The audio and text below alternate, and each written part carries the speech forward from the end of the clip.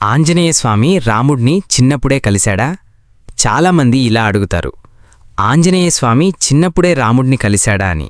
సూటిగా చెప్పాలంటే ప్రామాణికంగా తెలిసిన పురాణాల్లో చిన్నప్పుడే రాముడితో భేటీ జరిగినట్టు స్పష్టమైన కథ లేదు. కాని ఆంజనేయుడి బాల్యంలోని అద్భుతాలు తరువాత రాముడితో జరిగిన మొదటి కలయిక మాత్రం చాలా గొప్పగా ఉంటాయి. బాల్యంలో అద్భుతం.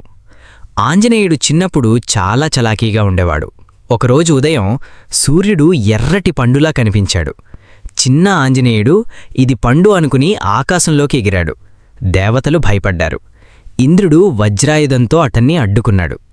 ఆ దెబ్బతో ఆంజనేయుడు కింద పడిపోయాడు. వరాలు, శాపం.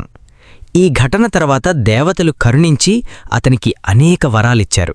అపార బలం, అమరత్వం లాంటి శక్తి, అద్భుత సామర్థ్యం.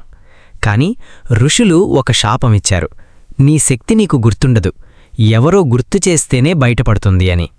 రాముడితో అసలు మొదటి కలయిక. సంవత్సరాలు గడిచాయి. శ్రీరాముడు సీతమ్మను వెదుకుతూ కిష్కింధకొచ్చాడు. అక్కడే మొదటిసారి ఆంజనేయుడు రాముడిని కలిశాడు.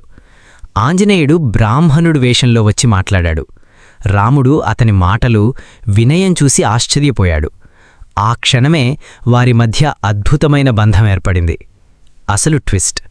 చిన్నప్పుడే కలిసినట్టు కథలు కొన్ని ప్రాచుర్యంలో ఉన్నా ప్రామాణికంగా ప్రసిద్ధి చెందినది కిష్కింధలో జరిగిన మొదటి భేటీ. మోరల్: నిజమైన బంధాలు సమయానికి కలుస్తాయి. శక్తి ఉన్న వినయం ముఖ్యము. దైవం మన జీవితంలో సరైన సమయంలోనే ప్రవేశిస్తుంది. ఎండ్ లైన్: ఆంజనేయుడు రాముడిని చిన్నప్పుడే కాకపోయినా కలిసిన క్షణం నుంచే జీవితాంతం ఆయనకు అంకితమయ్యాడు. ఈ వీడియో నచ్చినట్లయితే లైక్ చేసి ఛానల్ని సబ్స్క్రైబ్ చేసుకోండి.